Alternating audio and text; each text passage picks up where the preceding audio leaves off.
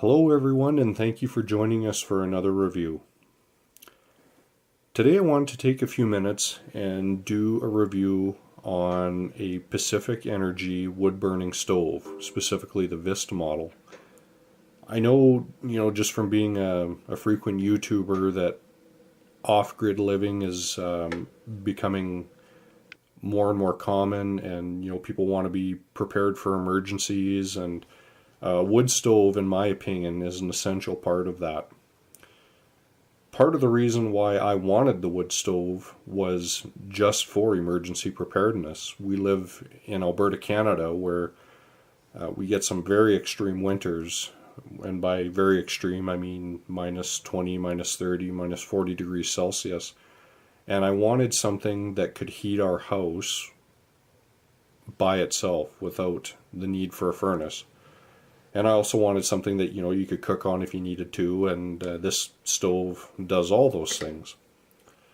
So we had it installed professionally in 2012, and I paid about $1,650 Canadian for it.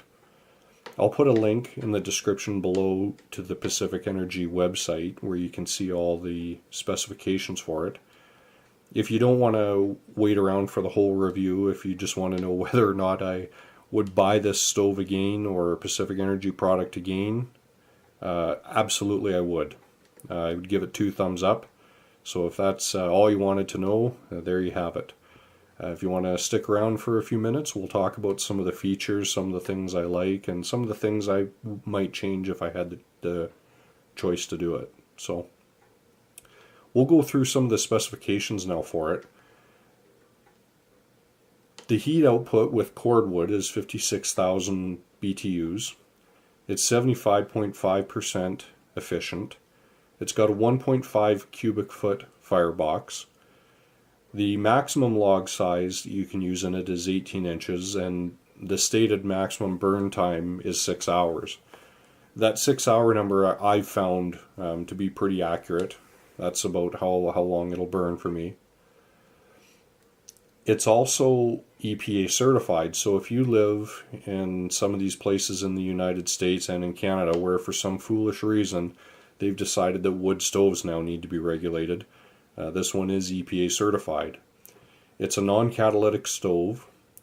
It has an air wash system to keep the glass clean, basically blows the incoming air across the glass and keeps it from getting too dirty. I found it actually works very, very well. I only ever use vinegar and paper towel to keep it clean. Pacific Energy also has another feature they call the high-tech multi-port combustion air injection system. Yeah, I know, say that 10 times fast, right?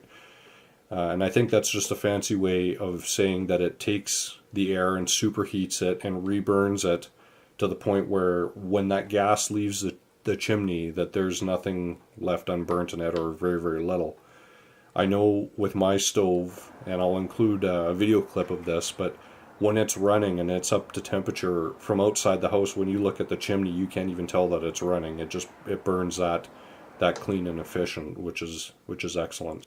Now you can kind of see in the video here, if you look at the top of the firebox, you'll see a perforated baffle there. And it looks like there's fire coming out of it, and that is the secondary burn system that it uses to reburn preheated secondary combustion air. And that's part of the reason why the stove is so clean burning. And when you go outside, you look at the chimney, you can't even tell that it's on. It's inside and outside combustible air capable. Mine is set up to use outside air for the combustion. It's like I said, it's mobile home approved. It uses a single lever for the air control. It's very simple and easy to use. There are 3 options that you can get with it, 2 of which I got. We'll go through those. The first option is you can get it in different trim levels with different doors. You can get it with a gold door and different things like that. I didn't buy it for the aesthetics. I bought it purely for function, so I just bought the plain Jane door. You can also get it with an electric blower. It's 125 CFM temperature actuated variable speed blower. So I found that feature to be worth every penny. It makes a huge difference when it comes to circulating the air. And not only is it variable speed, but it's also temperature actuated. So it will turn on when the stove reaches a certain temperature and turn off when it cools off automatically. The third feature, and this is another one that I did get with the stove, and the reason I mention it is because if I were to buy this stove over again, I wouldn't get this one. And they call it the easy to use ash disposal system. And basically what it is an ash pan on the bottom of the stove itself, and there's a little trap door in the bottom of the firebox with a lever out the front, and you basically pull the lever and turn it, and it'll empty the ash out into the ash pan below, and you can take it and dispose of it. I've used it a couple of times, and I honestly didn't find it that much easier. I found it just as easy to use a regular, ash shovel and a metal pail. The other thing is, when I was doing my research about this unit, I came across a couple of comments in some forums from other Pacific Energy owners where the trap door in the bottom of the firebox warped. Now it's a metal door, but it's made out of thinner metal than the rest of the firebox. So just from heating and cooling, it sounded like what was happening is that it would warp. And the problem was, when it warps, you don't have an airtight seal there now. And now you can't control the amount of air that's coming into the firebox. And obviously, the amount of air coming into the firebox and the amount of fuel that's in the firebox is how you control how hot the stove gets. So that becomes a problem if you can no longer control that, because it can cause an overburn or an overheat scenario.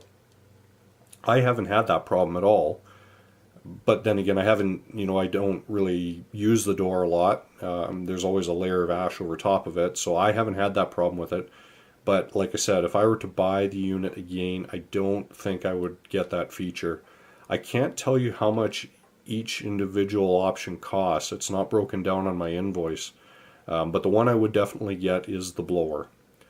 So when I had it installed, I had the installer come over, and I remember when they brought this stove downstairs, and I remember looking at it and just thinking, there's no way this little tiny stove is going to heat my house.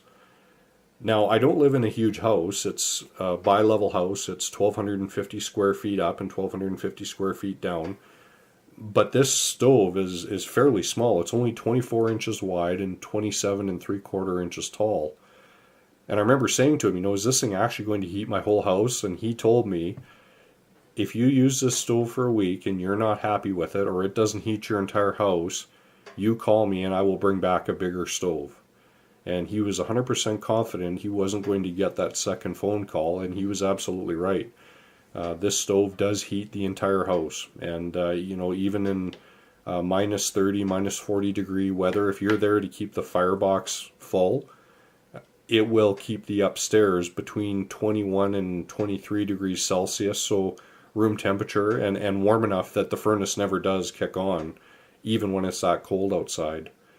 So it has been fantastic in that sense, and I've used it a lot. I found that it almost cut my heating bill almost in half. It went from about $350 down to just under $200. Obviously, it's dependent on how much you're home to actually keep the fire going, but just from the peace of mind point of view of having another way to heat your house if the power goes out, or it's a grid down situation, it is worth it for me. It wasn't a cheap investment, but it was worth it. And if you've ever grown up with a wood stove, you know that the heat that it gives off is just completely different than any other kind of heat like what you get out of your furnace. It's totally different. So we had it installed in our basement, so obviously the hot air rises, and it just keeps the whole house nice and warm and very dry too. So if you guys are looking at purchasing a wood stove, I would definitely steer you towards Pacific Energy. Like I said, for us Canadians up here, it's produced in British Columbia, Canada, so you're supporting a local company. And yeah, if you guys have any questions at all, just leave them for me in the comments. I promise I'll get back to you. If you found this review helpful, please give me a thumbs up and subscribe. And we'll talk to you soon. We'll see you in the next review. Bye.